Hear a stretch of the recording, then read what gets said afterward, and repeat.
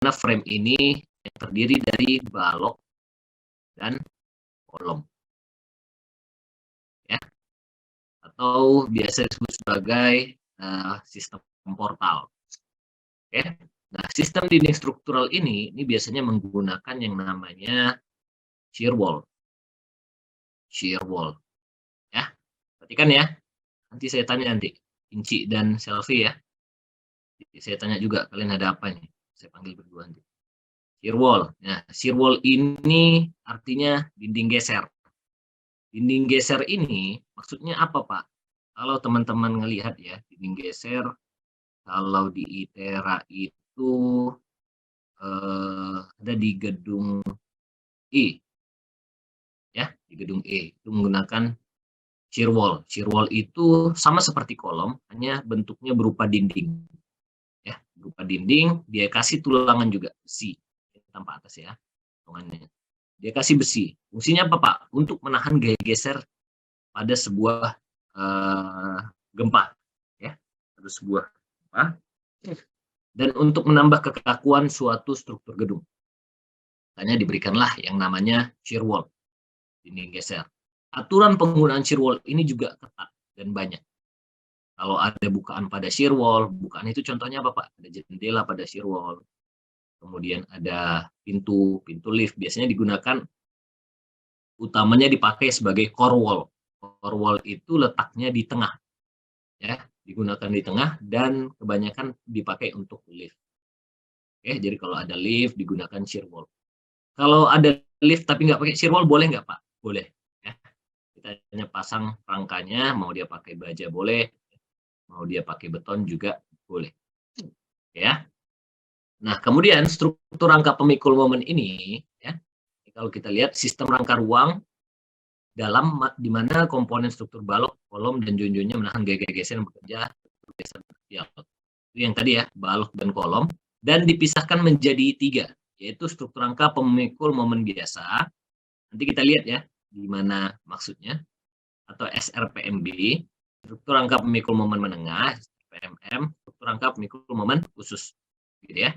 Jadi yang sampai sini pemikul momen ini tadi yang frame tadi ya, balok dan kolom kurang lebihnya, dan join-joinnya yang memikul gaya, lentur, geser, dan aksial. Oke. Dan yang biasa, menengah, dan khusus ini adalah tipe detailingnya. Maksud detailing ini apa, Pak? Detailing itu adalah contohnya pembesiannya. Kita memberikan perilaku pembesian yang khusus, gitu ya. Ada yang biasa, ada yang menengah, dan khusus. Kemudian ada sistem dinding struktural. Sistem dinding struktural ini, ya, atau kita sebut sebagai shear wall, juga ada yang biasa dan ada yang khusus. Kembali lagi ke prinsip detailing, ya. Prinsip detailing. Jadi kalau teman-teman yang tertarik dengan struktur, bisa nih TA-nya RPMK dan SDSK, ya, sistem struktur rangka pemikul momen khusus dan sistem dinding struktural khusus, ya. Dan kita cari daerah gempanya, asal di mana yang besar. Ya, Lampung termasuk lumayan besar. Lampung, kemudian di Padang, ya, yang dekat dengan pantai biasanya cukup besar. Oke. Tapi kalau di daerah Pekanbaru kemarin kita sudah lihat kan, itu semuanya lumayan kecil. Oke, sampai sini sementara ada pertanyaan dulu terkait dengan struktur rangka pemikul momen ini. Oke, ada ya. Kita lanjut dulu. Kalau tidak ada, nah lalu bagaimana cara kita mengklasifikasikan, Pak, tadi? Mana yang mau kita pakai detailingnya, yang biasa, yang menengah, atau yang khusus? Atau kita pakai sistem dinding struktural biasa atau khusus? Kita bisa melihat dari kategori resiko gempa atau KDS, atau kriteria desain seismik, ya, kriteria desain seismik, di mana kriteria desain seismik ini acuannya ada 2, terhadap spectral design short dan spectral design 1 second, ya. Ini kemarin sudah kita bahas bahwasannya SDS ini datangnya dari SS, ya. SD1 ini datangnya dari S1. S1 ini spektral kecepatan gempa pada saat 1 detik, short ini pada saat 0,2 detik. Yang sudah dikalikan dengan faktor amplifikasi, ya. Ini 1 detik sudah dikalikan dengan faktor amplifikasi juga, ya. Ini simpelnya ya, yang kemarin kita lakukan desain untuk si gempa kita, dan kita dapat berdasarkan ini ya, di SDS kita. Oke, ini sudah ada dua, ada nilai SDS dan ada nilai SD1 gitu ya, pada saat 1 detik dan percepatan pada periode pendek. Tuh. Nanti kita cek aja ya, nilai ini pasti akan berbeda. Bisa jadi pada saat SDS dapatnya ini, pada saat SD1 dapatnya ini. Lalu yang mana yang kita pakai, Pak? Maka kita pakai yang paling maksimum. Di sini AA, di sini BC. Oke, AA dan BC gitu ya. Kalau dia yang AA, ya nanti kita lihat kita harus menggunakan apa, dan kalau dia yang BC kita gunakan apa. Sementara kita ke situ dulu ya. Nah ini ya. Kalau dia yang KDSA ya, kalau dia yang KDSA, acuannya bisa menggunakan keseluruhan SRPMB, SRPMM, dan SRPMK, serta menggunakan SDSB dan SDSK. Jadi semakin ke sana ya, detailingnya semakin bagus. Gitu kan? SRPMB, SRPMM, dan SRPMK. Dia bisa tiga-tiga. Kalau dia A dan B. Kalau dia ke C, SRPMM dan SRPMK. SRPMB sudah tidak bisa lagi. Detailing yang biasa sudah tidak bisa lagi. Kalau dia DEF, berarti dia harus SRPMK dan SDSK. Oke, ini kita sudah dapat ya, ini klasifikasinya. Sekarang kita lihat di sini.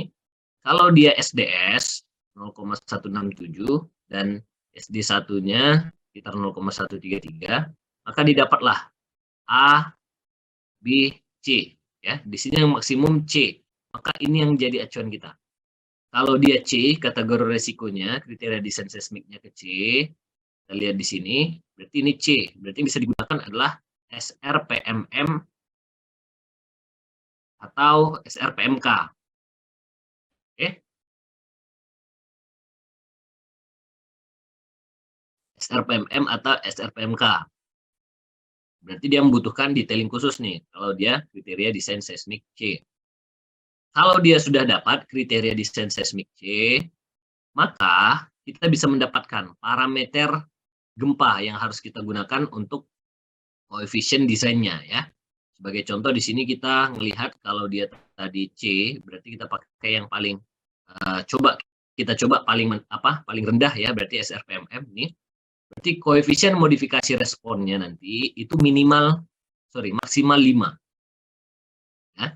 Faktor kuat lebihnya 3 dan faktor pembesaran defleksinya 4,5. Oke, kemarin sudah saya sampaikan, modifikasi respon ini untuk memperkecil gempa. Ya, ingat ya, R ini untuk memperkecil gempa. Ini akan saya jelaskan lebih detail. Faktor kuat lebih sistem ini untuk memperbesar gempa untuk desain fondasi. Ya, atau pada saat gempa atau pada saat mendesain fondasi dengan gempa kuat. Dikalikan dengan ini. R-nya dibagi, gempanya untuk memperkecil gempa, dan faktor pembesaran defleksi ini untuk defleksi rencana. Ya, nanti kita lihat defleksi rencana. Oke, di sini kita bisa lihat batasan sistem struktur dan batasan tinggi struktur. Kategori desain seismik. TB ya. Ini tidak dibatasi, ini tidak diizinkan ya, tidak diizinkan.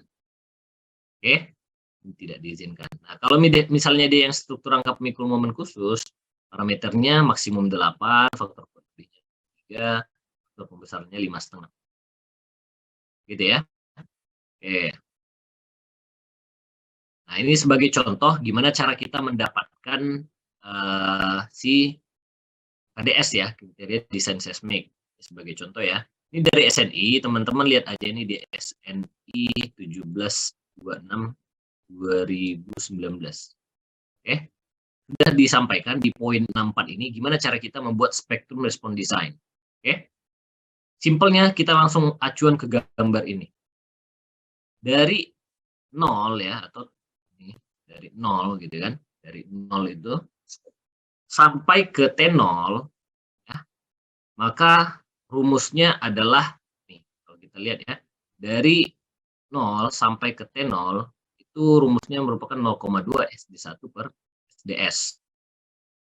Gitu. Oke, kemudian dari T0 sampai TS kita pakai ini SD1 per SDS. Oke. Kemudian yang melengkung ini kita pakai sampai ke TL, periode panjangnya, itu SD1 per T. Rumusnya ya. Oke, kemudian setelah itu kita pakai SD1 dikali TL per T kuadrat. Ya, di mana T itu merupakan periode getar fundamental struktur. Ini bisa kita dapatkan melalui pendekatan, atau kalau pakai software, kita bisa running pertama untuk mendapatkan periode struktur. Periode itu artinya, ya, satu periode. Ingat lagi, kalau teman-teman masih bingung, frekuensi adalah banyaknya perbuatan, ya, atau banyaknya apa namanya, jumlah, ya, dibagi dengan waktu, ya, jumlah dibagi dengan waktu. Sebagai contoh, frekuensi si selfie mandi, ya, 3 kali seminggu, gitu kan, itu frekuensi. 3 kali, ini banyaknya di sini 3 kali seminggu, ini waktunya 1 minggu, itu frekuensi. Periode itu 1 per F, ya, 1 per F-nya, periodenya. Oke, jadi kemampuan dia untuk kembali satu titik awal, ini satu periode. Ya, kalau mengalami defleksi. Oke, sini kita sudah lihat, langsung kita masuk ke contoh perhitungannya. Sebagai contoh, kemarin kita sudah mengetahui kategori resiko rumah gedung sekolah, ya. Ini kategori resiko gempa, ini nomor 4 ini, kita bisa ngelihat dari mana. Kemarin kita sudah lihat, ya. Ada di SNI sebenarnya, ya. Ada di SNI, nih. Nih, kategori resiko bangunan. 1, 2, 3, sampai 4, ya. Kategori resiko ini tergantung apa, Pak? Tergantung dari semakin apa namanya, semakin pentingnya suatu bangunan. Sebagai contoh, kalau sekolah, ini gedung sekolah fasilitas pendidikan, dianggap penting oleh SNI, ya, karena banyak orang di sana. Maka kita gunakan kategori risikonya yang 4, ya. Contoh yang kurang penting dimaksud SNI adalah gudang penyimpanan, tidak ada orang, ya. Rumah jaga, struktur kecil lainnya, fasilitas pendidikan, kebunan peternakan dan perikanan, fasilitas sementara. Atau yang lumayan, ya. Nomor 2 itu perumahan, toko, pasar, gedung perkantoran, apartemen, rumah susun. Nah, gedung perkantoran ini lihat lagi, ya. Kira-kira gedungnya berapa lantai, kemudian juga orangnya banyak atau tidak, maka kita bisa menggunakan, ya. Kalau gedung perkantoran ini cukup ramai, kita pakai yang tadi, gitu ya, dan lain sebagainya. Ini kita fleksibel saja, kembali lagi ke perencanaan. Dan kalau perumahan misalnya, tapi perumahannya ini cukup signifikan dan cukup beresiko, silahkan pakai yang keempat, gitu ya. Dan SNI di sini hanya menyampaikan ini contoh, gitu ya, teman-teman, ya. Jadi jangan terlalu takut dalam menggunakan SNI. Harus kembali ke justice perencana juga. Nih, kita pakai 4 faktor keutamaan gempa. Nah, faktor keutamaan gempa juga kita kemarin sudah cerita, ya. Seberapa besar faktor keutamanya, nilainya itu dari 1 sampai 5, yang tergantung dari faktor risiko tadi. Kalau kita pakai yang 4 berarti nilai 1,5, 3 1,25, 2 1, 1 1, gitu ya. Maka kita bisa dapat di sini pakai 1,5. Kemudian SS spectral short-nya ini, ya, kita bisa mendapatkan dari peta gempa. Kalau teman-teman lihat di sini peta gempa kita, ya. Di sini teman-teman harus ingat, di sini ada ring of fire. Ini adalah cincin api, bahwasannya di sini banyak subduction dan banyak gunung Merapi, gitu ya. Banyak gunung Merapi di sini, sampai sini. Oke, makanya kalau teman-teman lihat, ya, SS-nya ini maximum considering earthquake dengan redaman kritis 5%, ya. Anggapannya bahwasannya si bangunan kita ini nanti memiliki kemampuan untuk meredam itu sebesar 5%. Oke. Nah, di sini kita melihat bahwasannya ada gempa-gempa besar di sini, ya. Contoh nih 2 sampai 2,5 G. Itu adanya di sini nih. Ya, sekitar Bukit Barisan, kan. Ya. Nih, sampai ke Lampung. Set. Ya. Nah, ini besar nih. Teman-teman harus ingat di sini. Ini ada satu daerah masuk ke Banten lah. Oh enggak, ini udah masuk Bandung, ya. Masuk Bandung. Oke, ini juga, ya. Di Palu, kemarin gempa di Palu kan besar. Kemudian Manokwari, ya, Jayapura, dan sebagainya. Oke, jadi teman-teman sudah tahu nih kondisi-kondisi gempa, gitu kan. Semakin arah ke timur ya, di Pekanbaru, Palembang, ini semakin kecil. Apalagi di Batam ya. Batam itu kecil. Pangkal Pinang nih, Pontianak, apalagi Kalimantan ya. Termasuk zona yang sangat kecil gempa nih. Ini 0,1, 0,5 sampai 0,1 G. Oke, sampai sini kira-kira ada pertanyaan dulu? Oke, itu spectral short-nya ya, dibedakan menjadi dua percepatan gempanya pada saat dia periode pendek dan periode 1 detik. Oke, nah sekarang ini yang S1, satunya kita bisa ngeliat juga yang paling maksimum tuh yang ini. Ya kurang lebih sama ya dari alur tadi. Nih, patahan-patahan di sini. Kalau di Padang di sini berarti ada patahan semangko gitu ya. Oke, kemudian Bengkulu, Bandar Lampung sini kan, berarti sini sekitar masuk ke Kota Agung nih, Kota Agung dan lain sebagainya ya. Itu termasuk gempa yang kuat ya. Kalau teman-teman sudah memperhatikan. Ini kembali lagi semakin ke timur semakin kosong. Oke, maka data itu kita ambil sebagai contoh Bandar Lampung atau di ITERA ya. Ambil di ITERA. Nah nih. Nah, ITERA sekitaran sini ya. Ini warnanya berarti acuannya agak-agak sini lah ya. Atau ke sini. Gitu kan. Kalau nanti ini secara makrozonasi ya, artinya kita melihat secara visual kan. Kalau kita tidak punya data. Kalau misalnya kita mau melihat yang lebih detail, kita bisa acuannya ke RSA Cipta Karya. Teman ya, RSA Cipta Karya. Ini untuk gedung, kalau untuk jembatan bisa ke Pusjatan. Ya. Jadi kita bisa pakai pusat jalan dan jembatan.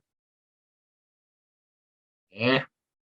Ini kita bisa ke website ini ya. Nanti kita tinggal klik Bandar Lampung. Nanti dia langsung mengeluarkan data ini semua secara mikrozonasi. Lebih kecil lagi. Dia bisa pertimbangkan lokasi dan daerahnya. Oke. Kita sudah masukkan nih spectral short-nya, anggap segini 0,3 ya. Kemudian periode pendek ya, periode 1 detiknya 0,3 juga ya. Kemudian untuk jenis batuan, ya, jenis batuan ini tergantung dari data tanah. Kemarin sudah saya sampaikan, itu harus melalui pengujian BOR atau NSPT atau CPT atau sondir, gitu ya. Teman-teman sudah pernah uji sondir kan? Diuji BOR, kalau kelihatan ini bor lognya seperti ini, atau uji sondir juga seperti ini ya. Nanti akan dilakukan analisa lagi ya, di SNI juga sudah ada, kebetulan tidak saya sampaikan di sini saya masukkan. Kita lihat dari data bor ini, oh tanahnya lunak, oh tanahnya keras, ini masukkan kemari, batuannya tanah keras, maka hubungannya ke sini, ke periode koefisien situs ya, atau faktor amplifikasinya tadi. Faktor amplifikasi itu apa? Faktor pembesarannya ya, atau dia faktor rambatnya ya. Faktor rambatnya ke, kemarin kita sudah cerita ya, dari epicentrum ke epicenter, kemudian ke bangunan. Semoga masih ada ya. Ingat ya, nanti saya tanya ulang nih. Kalian ini kan cepat kali pelupa. Semua orang umur 70 tahun ya kan, banyak lupa.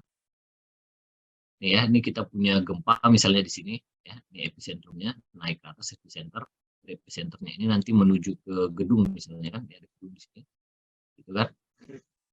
Ketika mau kena gedung ini, berarti kan ada tanah nih, misalnya panjangnya ini ke dalamnya 10 km.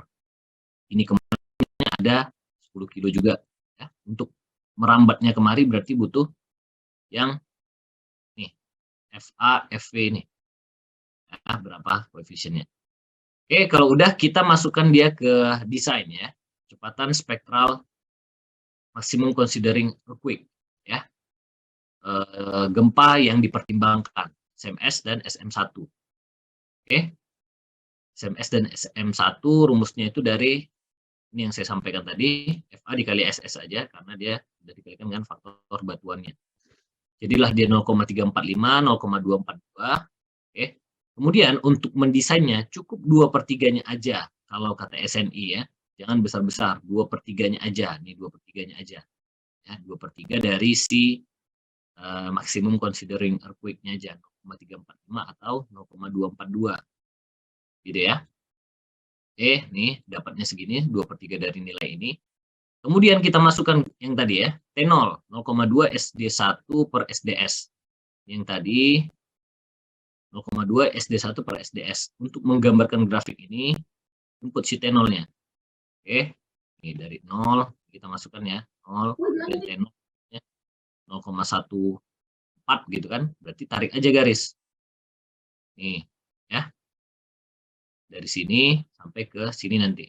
Oke, sampai ke T0 0,14, kemudian TS-nya ya. TS-nya itu kita bisa dapat SD1 per SDS. SD1 per SDS ya. Nih, untuk yang ini ya, nilai si TS ini gitu kan. Nilai si TS ini kita dapatkan SD1 per SDS. Nih, berarti plotnya SDS. Kita udah dapat si TS-nya itu sebesar 0,7 gitu kan.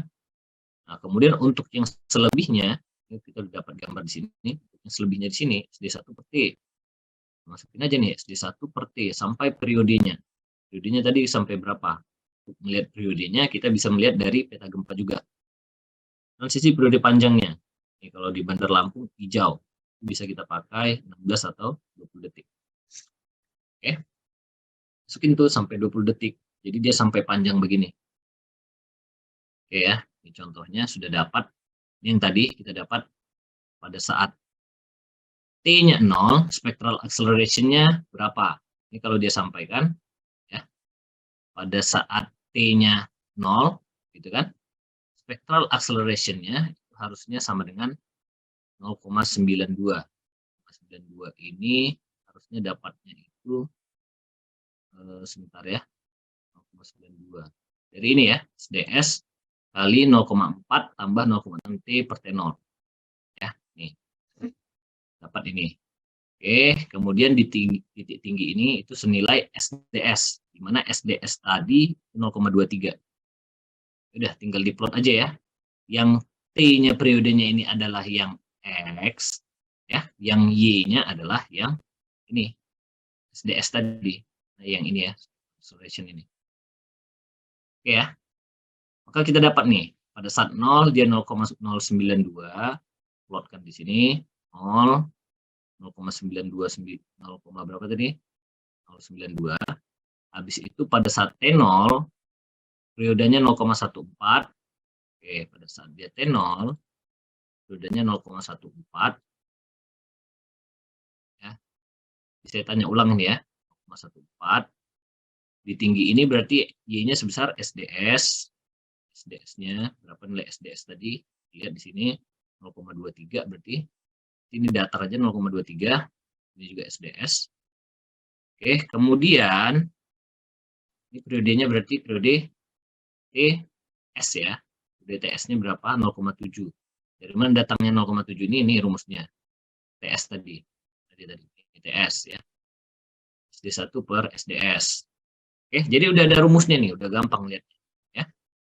Udah gampang lihatnya dari SN ini. Oke, selanjutnya dari TS ini ke periode 1 detik, rumusnya SA sama dengan SD1 per T.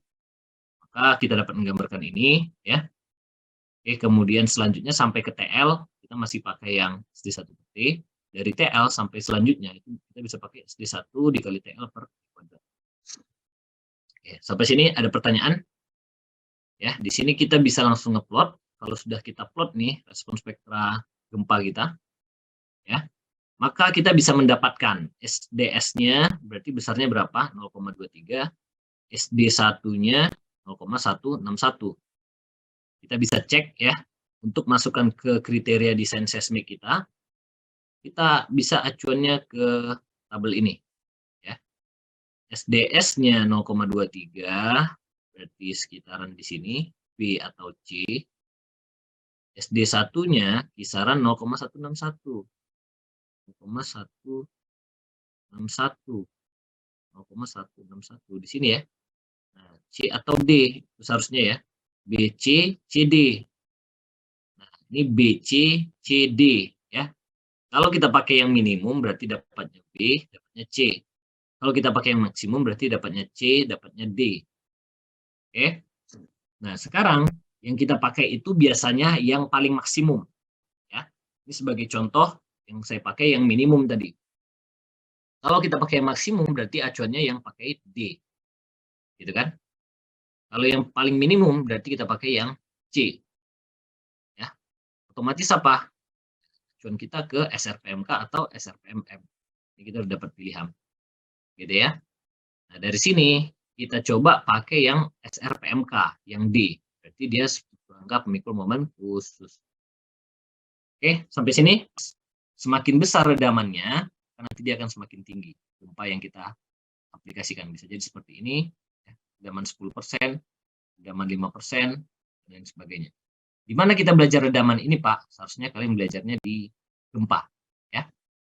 Dan ini juga seharusnya belajar di gempa. Saya kira sudah dipelajari lah ya, gempa. Pasti memperhatikan. Nah, kedalaman tanah, Pak, minimal untuk kita meninjau jenis batuan tadi, ya, itu minimal berapa meter?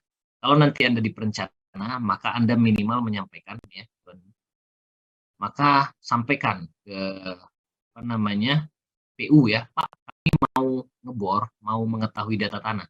Minimal pada kedalaman 30 meter. Kenapa? Pada kedalaman 30 meter itulah kemungkinan ya tingkat terjadinya perambatan gempa. Sehingga para ahli sepakat mereka menyampaikan ya minimal kedalaman 30 meter untuk kita mendapatkan yang namanya lapisan-lapisan dari tanah kita gitu ya untuk mengetahui rentetan gempa. Kita bisa lihat di SNI sebenarnya sudah di state gitu ya. Saya perlihatkan kalau ada di sini.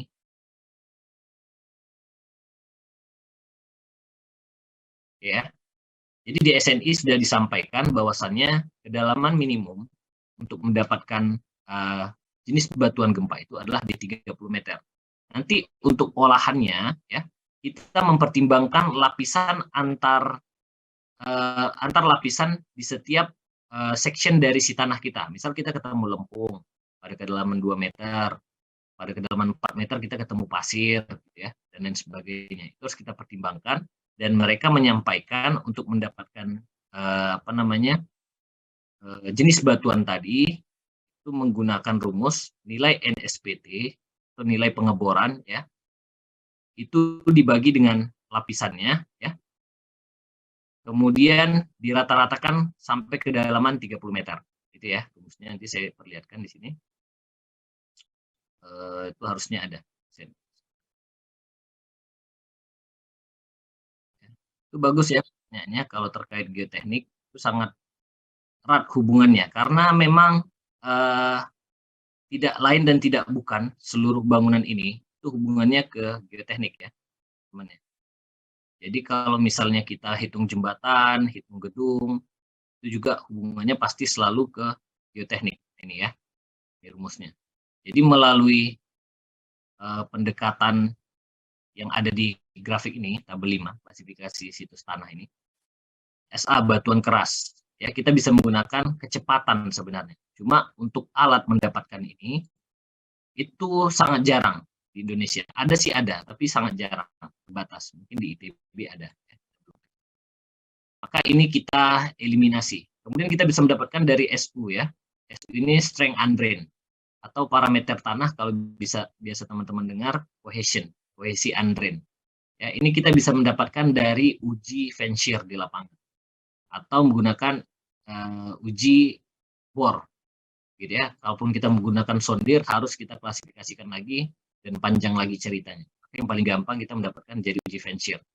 Fanshear itu yang mana Pak? Kalau teman-teman ingat ya, dia kayak baling-baling dimasukkan ke dalam gitu kan, baru teman-teman muter tuh ya. Teman-teman putar, dari situ bisa dapat Fanshear-nya. Nanti spek apa namanya tadi question undrain-nya ya atau parameternya untuk kondisi undrain bisa kita dapatkan. Oke, dari jenis batuan apa? Kalau dia jenis tanahnya itu tidak terdeteksi ya, tidak dapat dipakai ya, not available.